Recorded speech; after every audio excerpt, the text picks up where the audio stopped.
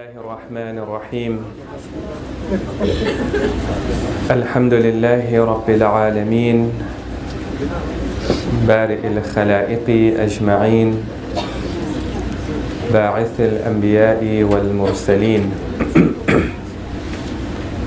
ثم الصلاة والسلام على أشرف الأنبياء والمرسلين سيدنا وحبيب قلوبنا أبي القاسم المصطفى محمد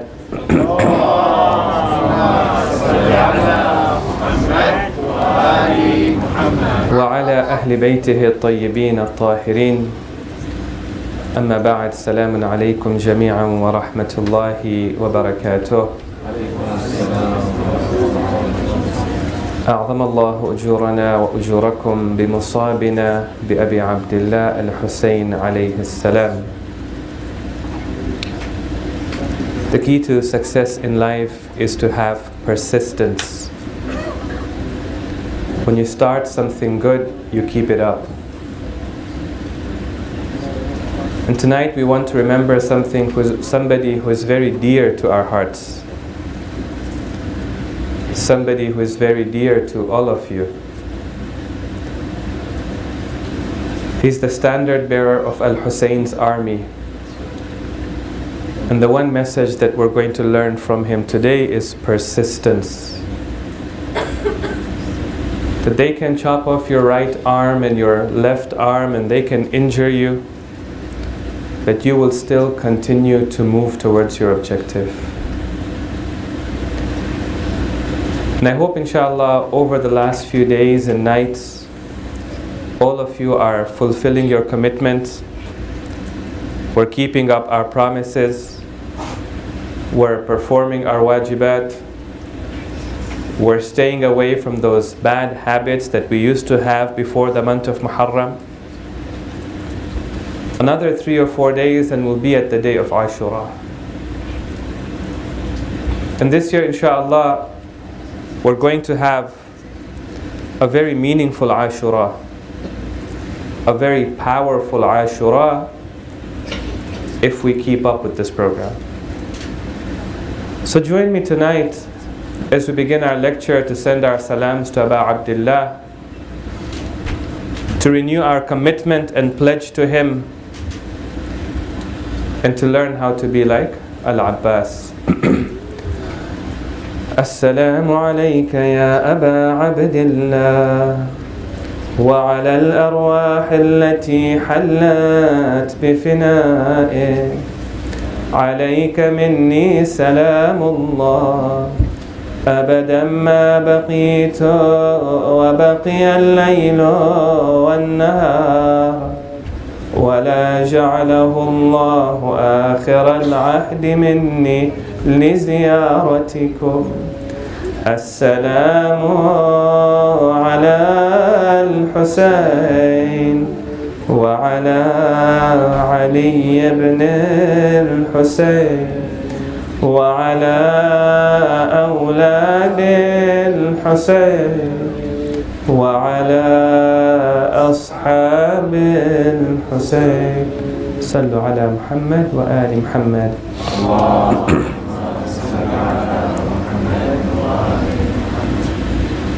Tonight, we'd like to talk about another obstacle to our growth and progress in life.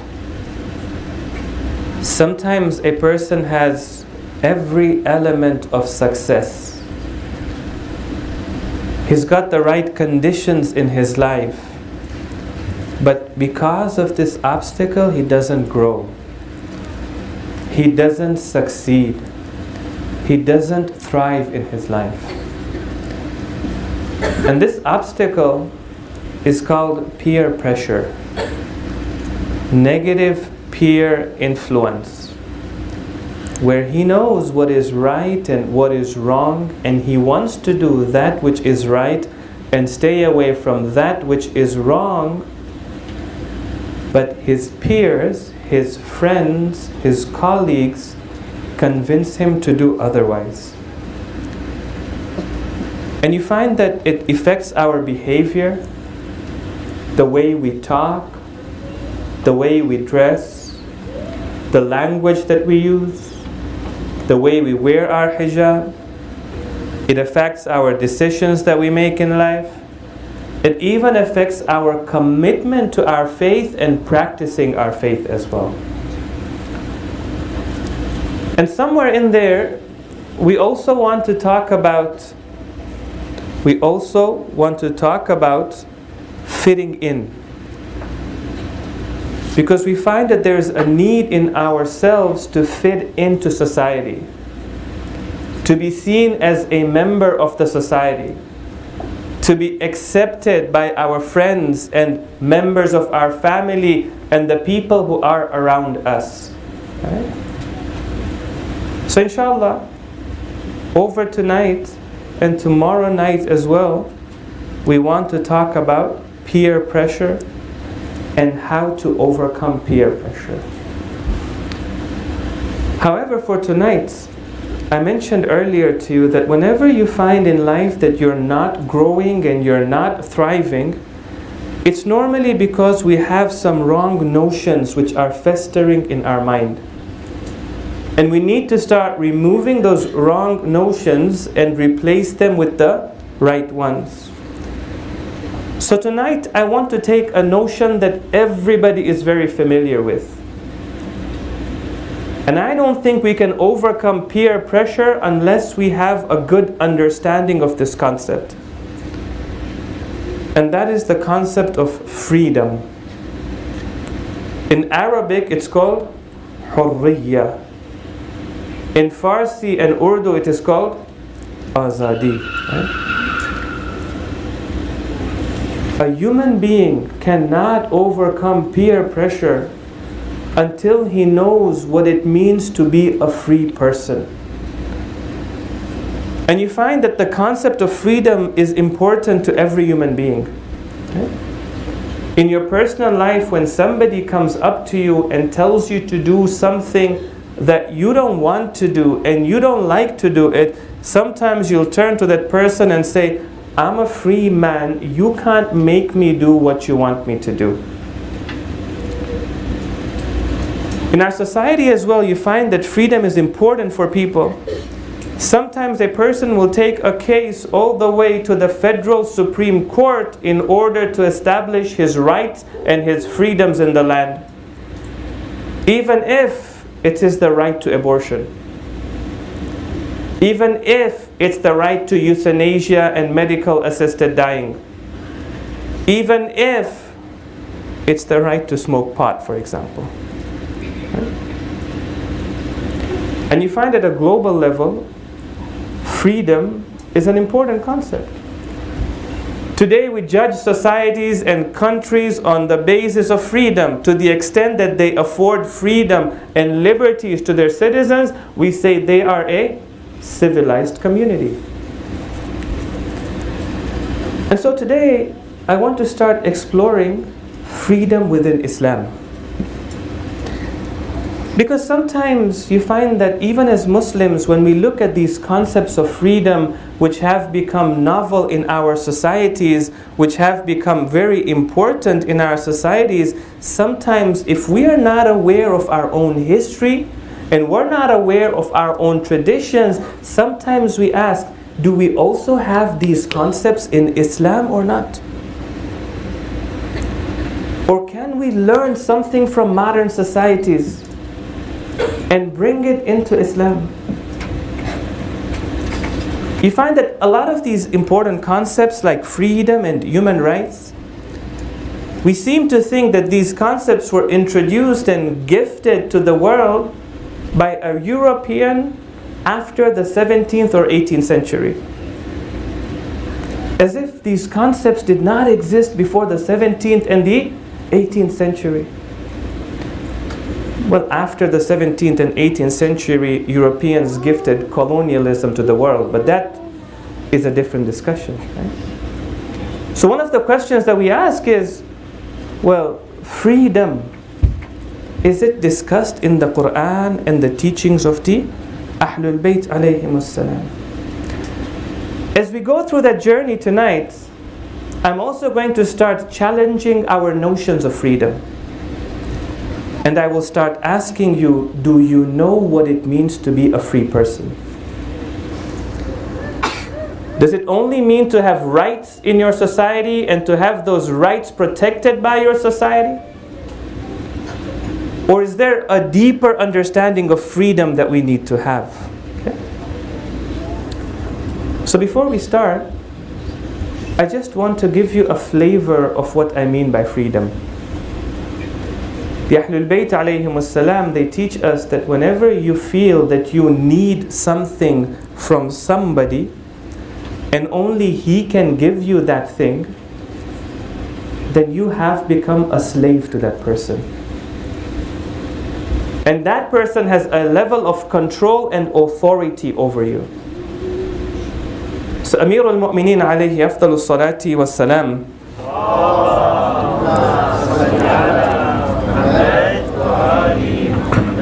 has a beautiful hadith. One of the scholars of the Ahl Sunnah, he says that these are amongst the best words that you will find amongst all human beings. The man himself was known for his eloquence. And he says, I have not seen amongst human beings a statement that is better than this one. So I'm going to read it first in Arabic for those who appreciate Arabic, and then I'll translate it for you.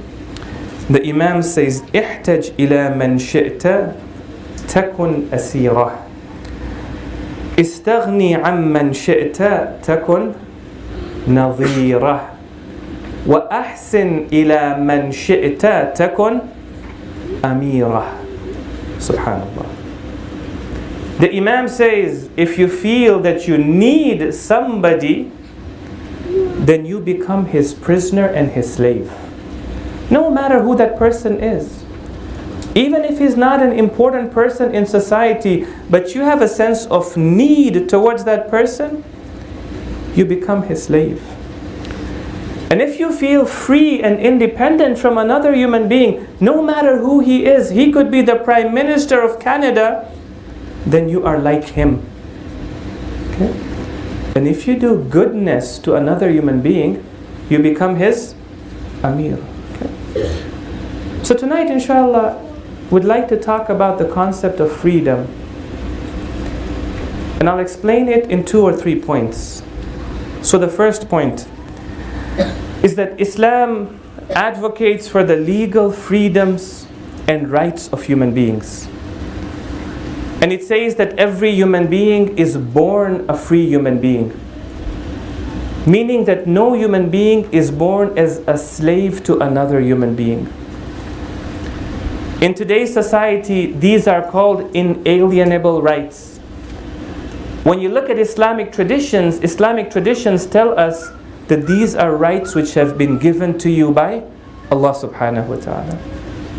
Some of the traditions say that these are rights that you were born with.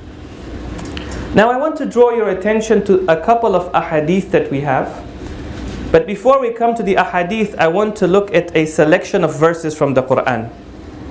Because even the Quran talks about the concept of freedom, even if it doesn't mention the word hurriya. And these verses come to us in the form of a conversation between Prophet Musa and Fir'aun. When Musa alayhi salam returns back to Egypt, and now he's having a discussion with Fir'aun, this is where these verses are picking up from. Surah Ash-Shu'ara, verses number 22 forward. قال ألم نربك فينا وليدا ولبثت فينا من عمرك سنين. So Musa alayhi salam has come back. He's demanding for the children of Israel to be freed. Fir'aun turns to him and says, O Moses, did we not raise you? And did you not live amongst us when you were young? Meaning, have you forgotten who raised you and who fed you and who clothed you, that you're coming to make demands of us today? وَفَعَلْتَ فَعَلْتَكَ الَّتِي فَعَلْتَ وَأَنْتَ مِنَ الْكَافِرِينَ. And you did what you did, meaning what? You killed that man on that day, and then you fled from the land of Egypt. and you were amongst the disbelievers, Fir'aun says. So Musa alayhi salam responds, and he says, قَالَ فَعَلْتُهَا إِذًا وَأَنَا مِنَ الضَّالِّينَ. I did that at that time because I didn't know what was the best thing that could be done at that time. He didn't commit a sin, but the course of action that he took in killing that person, maybe there was a better course of action. Then Musa alayhi salam says to Fir'aun, he says to him in a verse after that, وَتِلْكَ نِعْمَةٌ تَمُنُّهَا عَلَيَّ أَنْ عَبَّدْتَ بَنِي إِسْرَائِيل. Okay, fine. You gave me these blessings. You took care of me. But tell me, Fir'aun, now that your family took care of me when I was young, does that give you the right to enslave the children of Israel? Does anything give any human being the right to enslave another group of people? That is from the Quran. And therefore Amirul Mu'mineen alayhi afdalus salati was salam, Allahumma salli ala Muhammad wa ali Muhammad. He says, لا تكن عبد غيرك فقد خلقك الله حرا. Never be a slave to another human being, for God has created you a free man. They say one day a man was living in Egypt, and the governor of Egypt, his son, was acting like a dictator. So he went and physically assaulted this man. That year this man decided he was going to go to Medina, which was the capital of the Muslim empire. And he went to the leader of the Muslim empire at that time, at a time when the governor of Egypt was also in Medina. And he went to the governor and he said to him that he went to the leader and he said to him that your governor, his son physically assaulted me for no reason, and I have come to you for justice. So the leader responded to him with something that we are sure he could only have learned from the Prophet of Allah and from the teachings of the Holy Prophet. He turned to the governor and he said to him, مَتَى اسْتَعْبَدْتُمُ النَّاسِ وَقَدْ وَلَدَتْهُمْ أُمَّهَاتُهُمْ أَحْرَارًا. Since when have you started to enslave and subjugate people when their mothers have given birth to them as free people? In Islam, every human being is born a free human being. Now here, I want to get into some of the details of it. And I want to present these details in 3 points. Point number 1. In Islam, every human being has the freedom of religion. And this is very clear in the Quran. Allah subhanahu wa ta'ala says, لا إكراها في الدين. There is no compulsion in religion. The examples that I'm going to give you from this point forward, for every point that I make, is going to come now from the seerah of Amirul Mu'mineen. One of the best examples and paragons of freedom that we have in Muslim society, because people ask, was there ever a time in Islamic society that people enjoyed the freedoms that you talk about? The answer is yes, it happened during the 3 to 4 years that Amirul Mu'mineen was ruling over the Muslim world. So now we're going to look at these examples. When Amirul Mu'mineen sent his governor to Egypt, his governor was? Yeah. So you know about Malik al-Ashtar. Before he sent Malik al-Ashtar, Amirul Mu'mineen sent Muhammad ibn Abi Bakr. Muhammad, the son of Abu Bakr. So Muhammad was very close to Amirul Mu'mineen. His mother was Asma bint Umays. Asma bint Umays was the wife of Ja'far al-Tayyar. When he passed away in the battle of Muta, later on Abu Bakr married her. When he married her, they had a son by the name of Muhammad ibn Abi Bakr.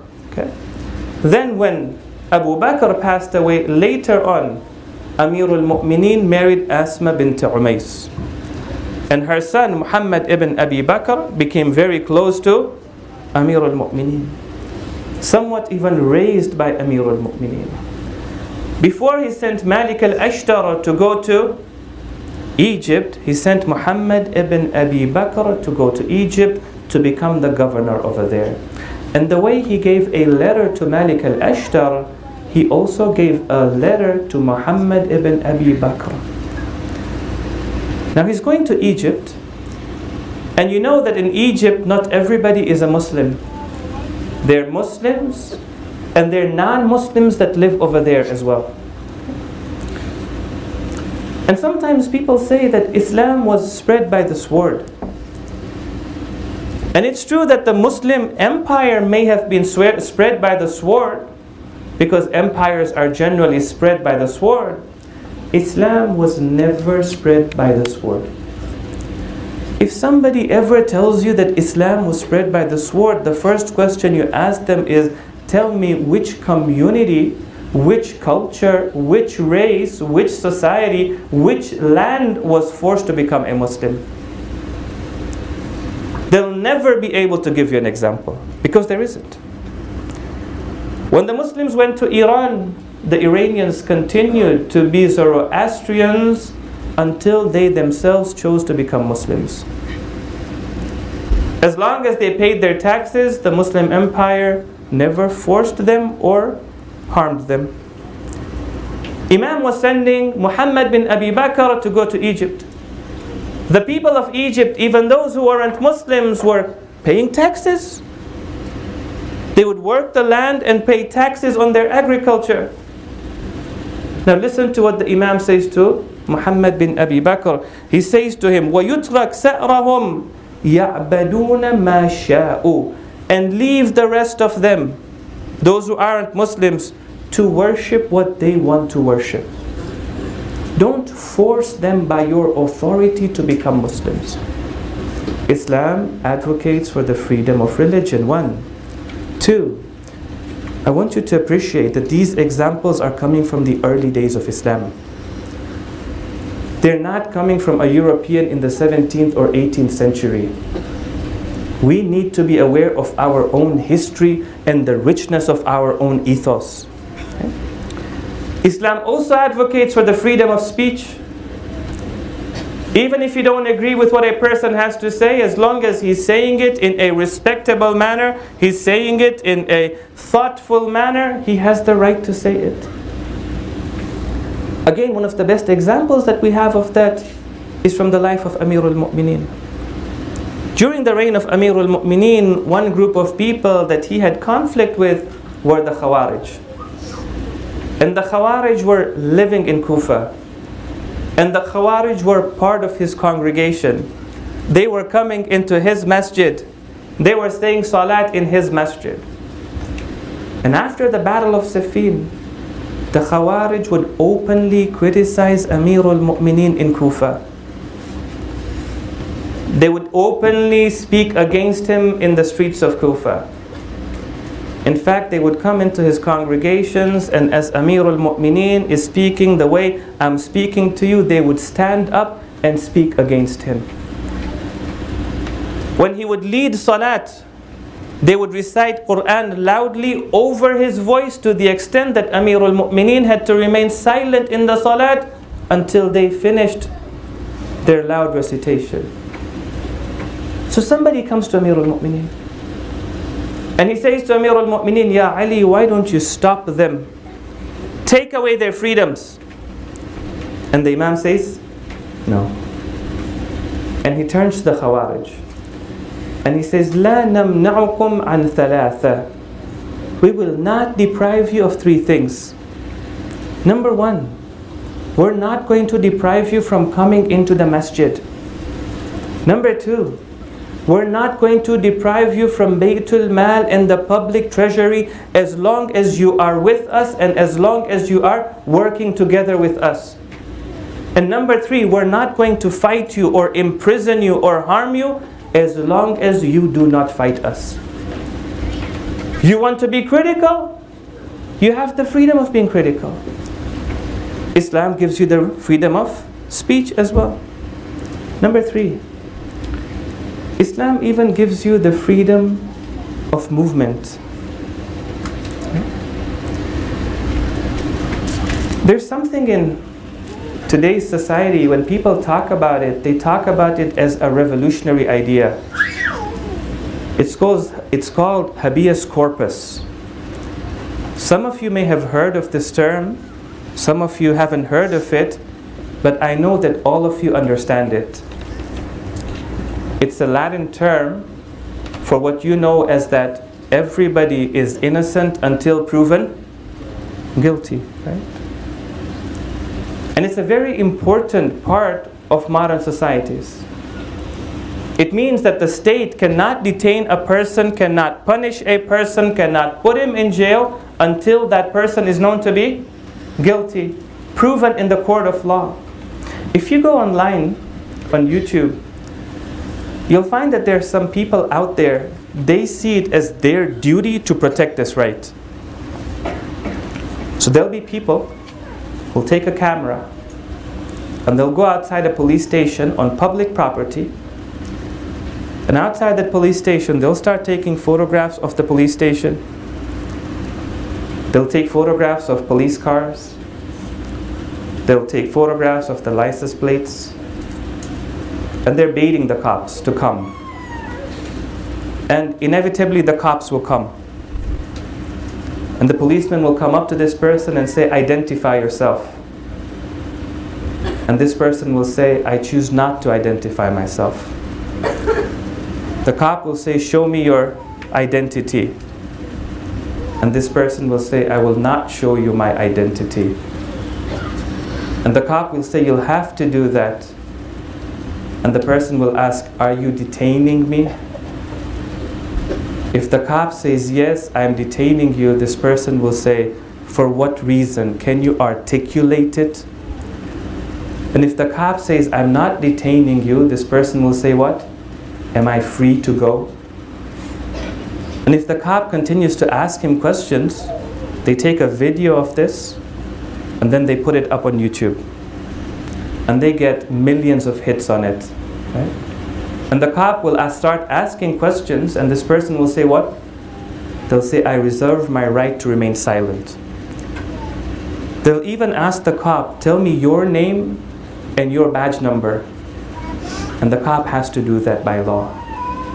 And the cop will ask him, "Tell me your name," and he'll say, "I don't have to do that." And what is he trying to prove? He's trying to prove what?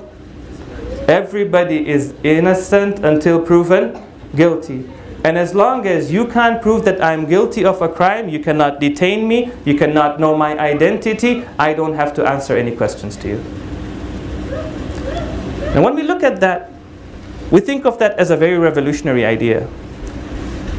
And sometimes we say Muslim countries need to learn from that. I tell you, Muslim countries don't need to learn from that. Muslim countries need to learn from Amirul Mu'mineen alayhi salam. So during the time of Amirul Mu'mineen, there were certain people amongst the Khawarij who were known to be plotting against him. And some of his friends came to him and said, "You see that person, Fulan bin Fulan, Fulan bin Fulan, and Fulan bin Fulan, we are almost 90% sure they are planning a counter-revolution and they are planning a coup against you. You need to imprison them." So Amirul Mu'mineen didn't do that. After a while, these people, they escaped Kufa and they ran away. So somebody came to the Imam and blamed him and said, "Why did you let that man get away?" Now listen to the answer of Amirul Mu'mineen, Ali ibn Abi Talib, salawatullahi wa salamuhu alayhi.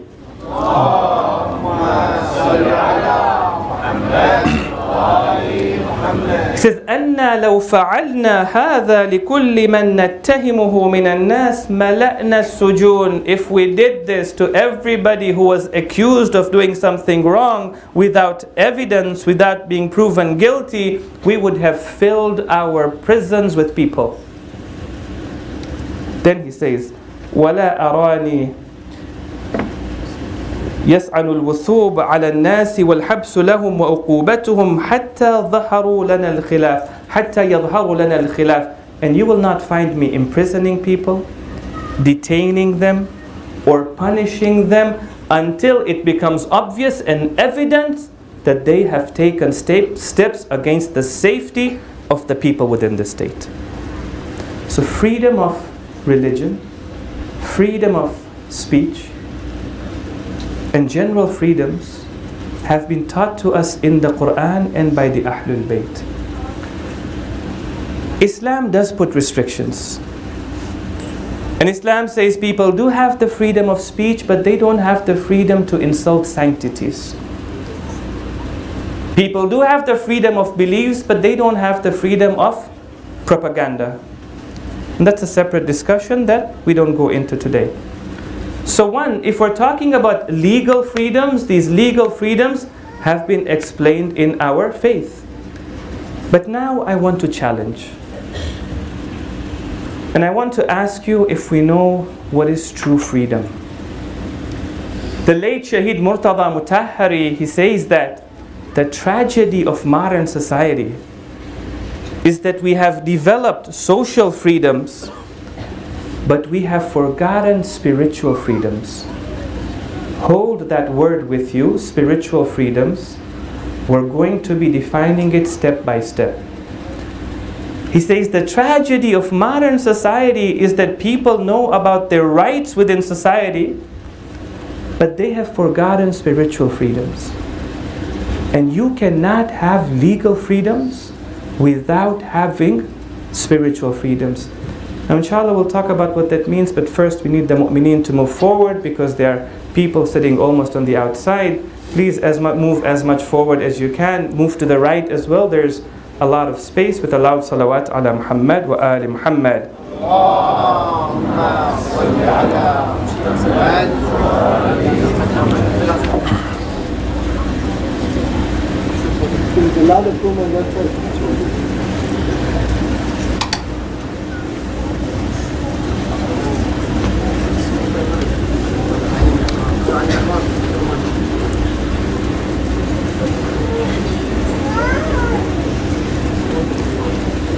I know that tonight's discussion is a bit theoretical.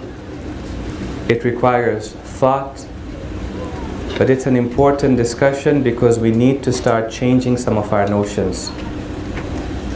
You find in modern society we have replaced traditional slavery with modern slavery, non-consensual slavery with consensual slavery. We have new forms of slavery. Addiction is a form of slavery. And there are so many addictions in modern societies. A person is a slave to his addictions. Celebrity worshipping is also another form of slavery. A person is a slave to some of the celebrities that he worships. Right? You find that we have replaced it with selfishness, where a person is a slave to his own ego, to his own whims, to his own desires. We even have slavery in the world today. We just don't call it slavery. We exploit people from poor countries. We exploit their resources as well. You go to Walmart, you buy a piece of technology for $5.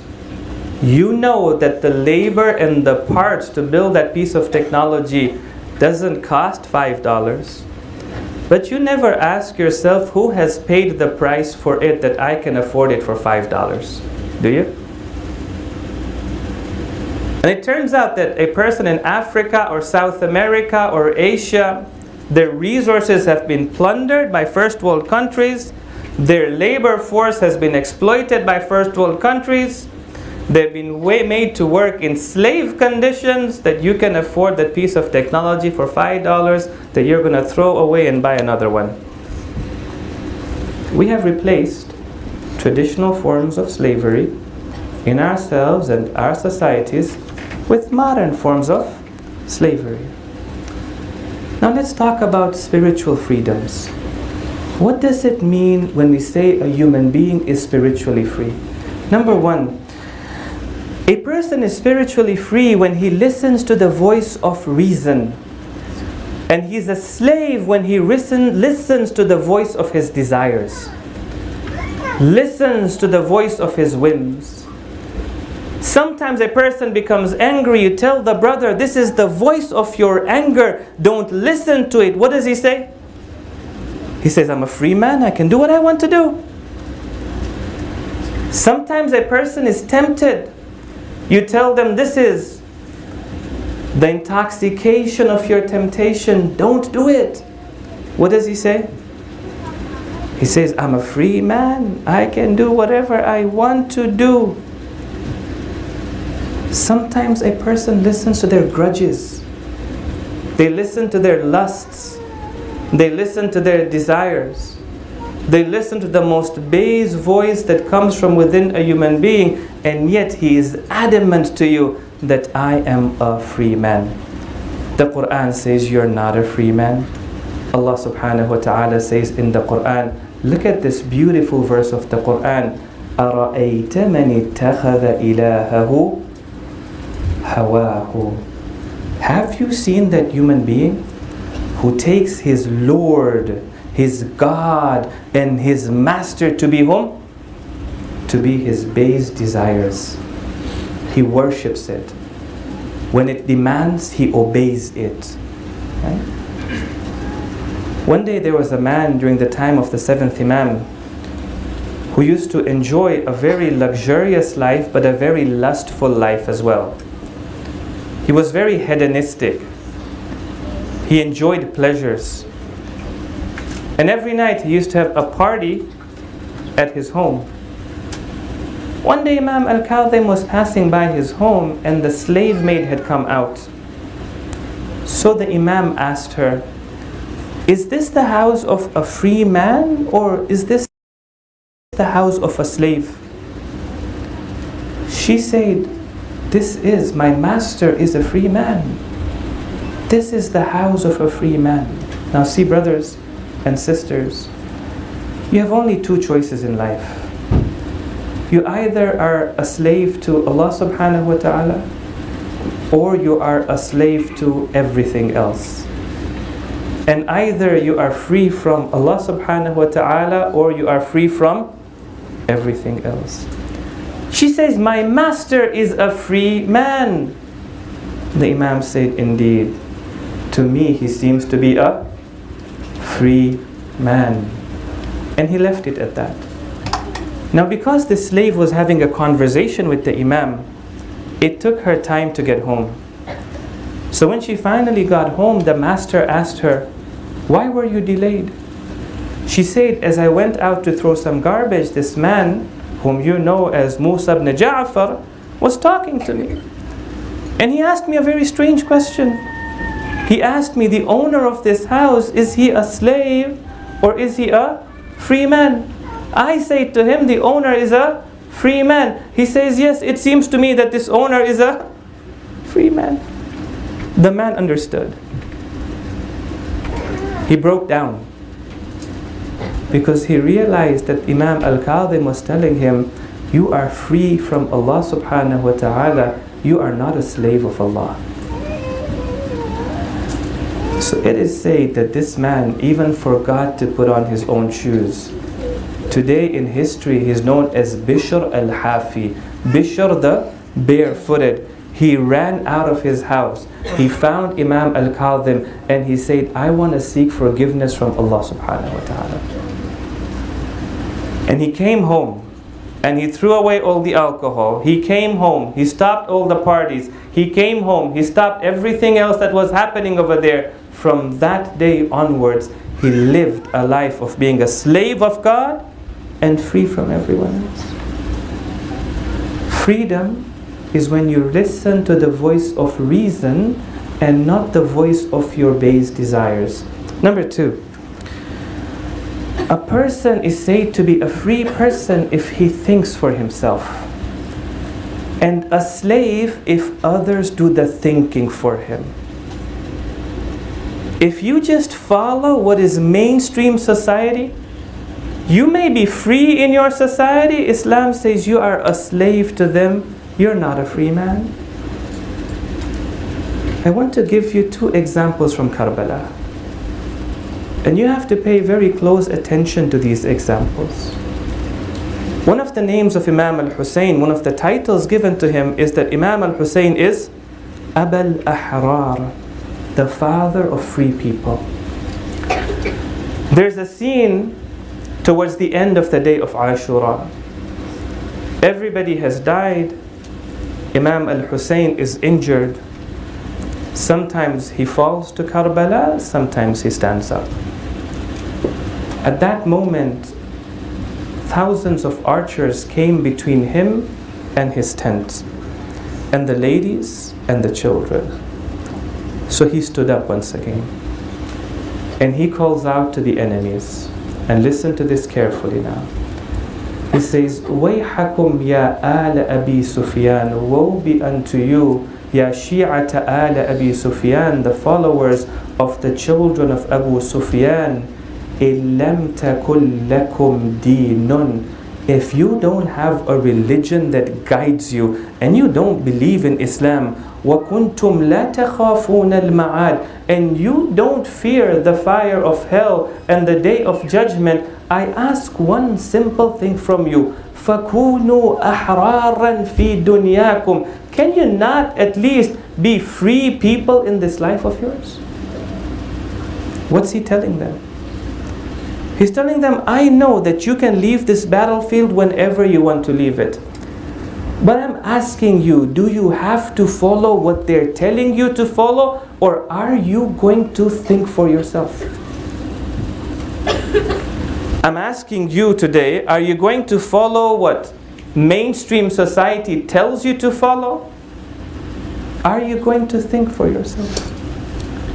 What is interesting is, just a few moments before then, Imam al-Hussein goes to the body of Hurr. And you know Hurr means free person, right? He goes to the body of Hurr. Which Hurr? Hurr who has been surrounded by thousands of enemies. Hurr, even if he wanted to leave Karbala, he can't leave Karbala anymore. Hurr, who is imprisoned over there by these armies. And the Imam comes to his body, and what does he say? He says, أنت حر كما سمتك أمك حرا في الدنيا والآخرة. You're a free man the way your mother named you a free man. You're a free man in this world and in the hereafter. Doesn't that sound you very, very intriguing and very strange? Here there are thousands of people who can leave at any time. And Imam is asking him, what is wrong with you? How come you can't be free people? Here is a man who is imprisoned by thousands of people, and Imam is telling him what? You're a free man. So what does freedom mean? Does it mean to be able to do whatever you want to do, whatever you desire to do, whatever people tell you to do? Or does freedom mean that you think for yourself? And if you realize that this is what is right, then no matter what others say, that's what you do. I want to ask you, how many of us actually have intellectual freedom? We actually experience and practice it in our lives. Every year I find there's a new fashion, and we are slaves to that fashion. If a celebrity wears it, doesn't matter how indignified it is, I'll wear it. You know, many years ago, about 10, 20 years ago, if somebody came up to you and gave you a torn, old pair of jeans and said, you know, I'm selling it to you for $50, why don't you buy it and wear it to work? What would you say? You'd say, that's indignified. I don't want to wear that. Today, you go to high-end stores, they'll take the same pair of jeans. The more it's torn, the more it's cut, the higher the price tag, the better the brand name, right? The more popular it is. You don't believe me? Go to these stores. Go online. And people will wear it, and they'll wear it proudly. I say, isn't that indignified? Don't you think for yourself? Just because something is fashionable now means that's the right thing to do? Today, Americans are talking about fake news. Ever since Donald Trump came into power, everybody is talking about fake news. And they're accusing the news channels of fake news, right? My question to you is that if these news channels are the same news channels, what about before Donald Trump? Wasn't it fake news back then as well? What about other issues other than American politics? Don't you think it could be fake news as well?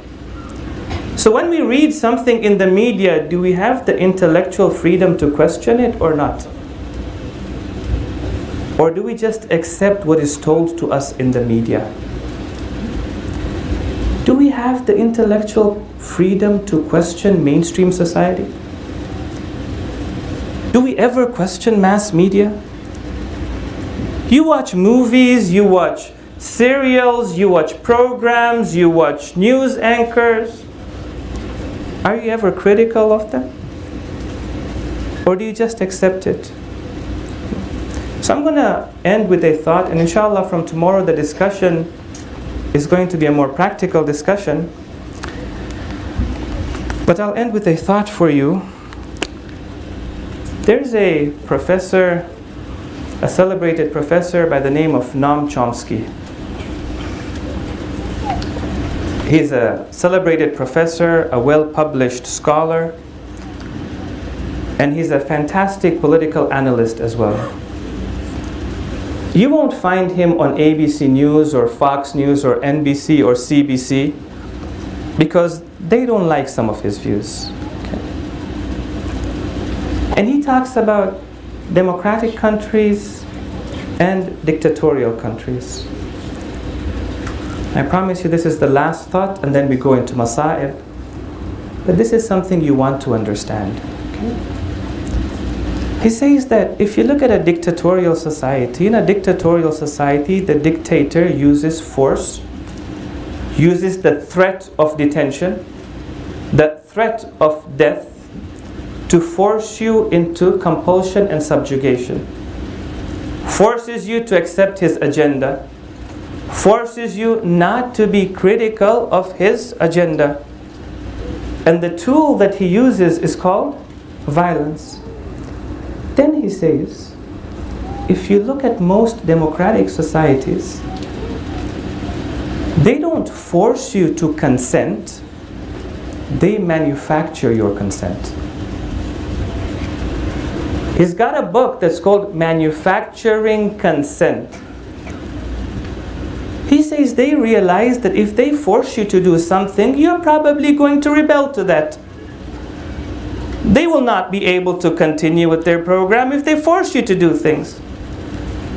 So on one hand, they give you legal freedoms, and you can do whatever you want to do. On the other hand, they manufacture your consent so that you do what they want you to do. So now the question here is that if in dictatorial regimes they use violence, what do they use in democratic regimes? So listen to his statement, and I end with that statement. He says, the mass media, its use in democratic regimes is like the use of violence in dictatorial regimes. It is used to manufacture consent and to take away your freedoms from you. I ask you, do we know what it means to be a free person? Is it just legal freedom? Or is it spiritual freedom? If I'm always listening to my desires and then doing what I want to do, Am I a free person?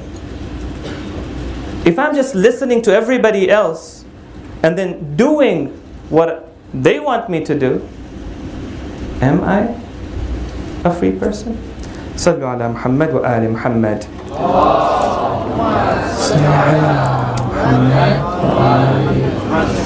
Let us take our hearts to Karbala. Imagine yourself tonight Bainul Haramain,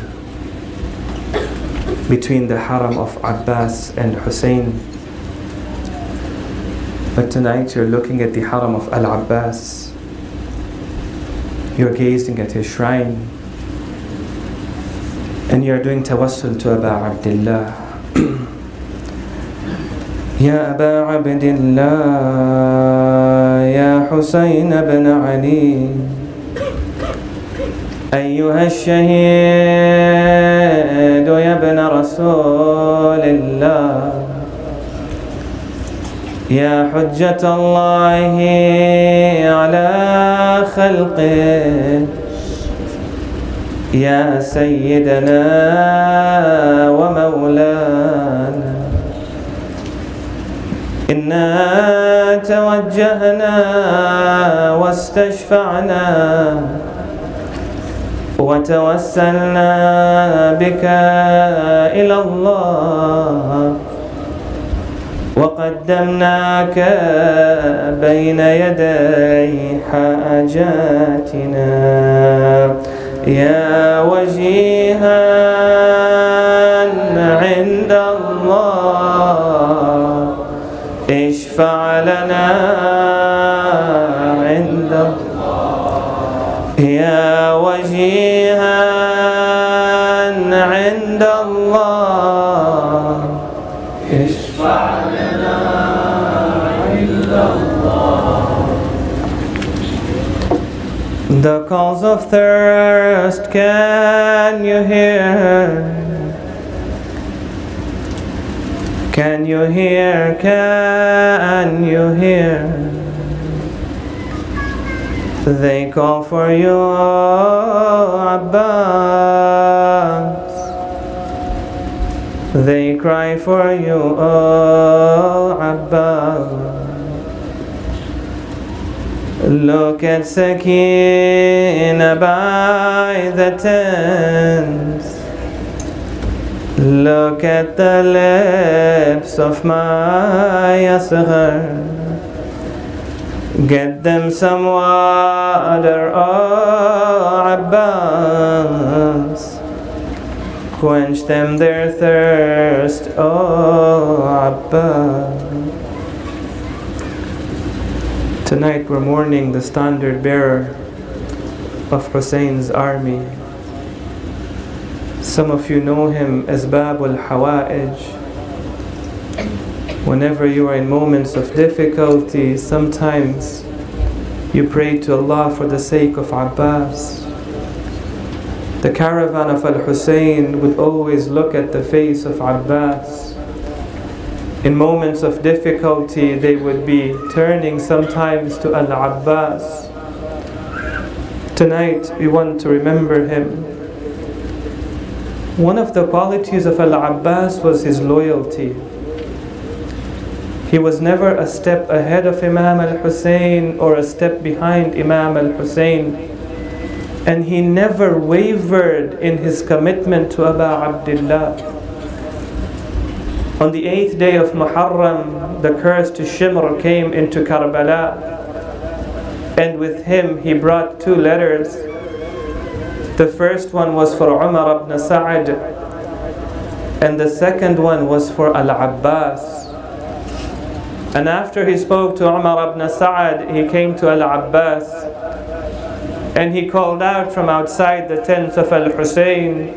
And he said, أين بنو أختي عبد الله Abdullah wa Ja'far wal Abbas wa Uthman, where are the children of my sister?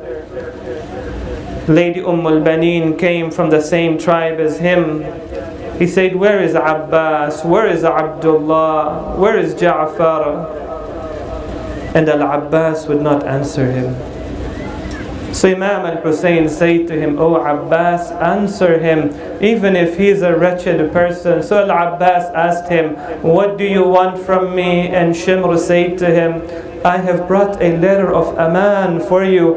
I have brought a pledge of safety and security for you. You no longer have to fight with Al-Hussein. You no longer have to protect him. If you wish to leave the plains of Karbala, you can leave and go wherever you want to go." Al-Abbas turned to him and said, "Woe be unto you, and woe be upon your letter of safety. What do you want me to do? You want me to desert the son of Fatima and join the son of Sumayya?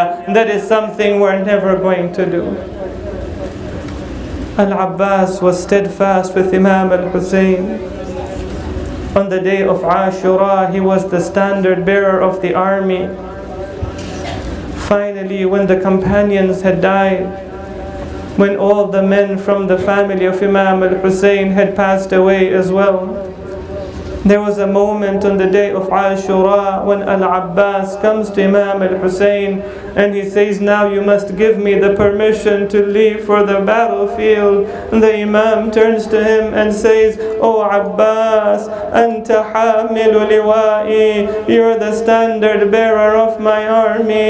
Al-Abbas turns to the right, Al-Abbas turns to the left, as if to tell Al-Hussein, there is no more army left for you. There are no companions surviving. There are no members of the family surviving. He says to Imam al-Hussein, لَقَدْ ضَاقَ صَدْرِي وَسَئِمْتُ مِنَ الْحَيَاةِ. My chest feels constrained and I am satiated from life. Allow me to avenge what the enemies have done to you." Imam al-Hussein says to him, "O Abbas, if you must leave, فَاطْلُبُوا لِهَؤُلَاءِ الْأَطْفَالِ قَلِيلًا مِنَ الْمَاءِ. Then seek a little bit of water for these children." Al-Abbas goes to the enemies. He admonishes them, but on that day they were not going to give him even a drop of water. So Al-Abbas comes back and he says, "O Hussein, on this day your children will not get a drop of water from these enemies." So as he was standing with Abu Abdullah, he could hear the calls of thirst coming from the tents. The children were calling out, "Al-Atash, Al-Atash." My dear brothers and sisters, in the middle of the summer, in the month of Ramadan, somewhere during the day, if you were outside, you would feel very thirsty. You would want a little bit of water. But imagine this caravan that has been traveling for days. Imagine this caravan that has not tasted water. Imagine the children. Imagine Sukaina. Imagine Ali al-Asghar. When Al-Abbas hears that, he takes a water bag and he goes towards the river of Furat. Nobody stops him along the way. That was the Hayba of Al-Abbas. When he reaches the water of Furat, he fills the water bag with water, and then he stands there for a moment. He picks up the water in his palm. He brings it close to his lips. The same water the children are crying for. The same water that could be used by the parched lips of Al-Hussein. He sees it so close to himself. And then he starts talking to himself and he says, "Ya nafsa min ba'd al-Husayn huni fab'adahu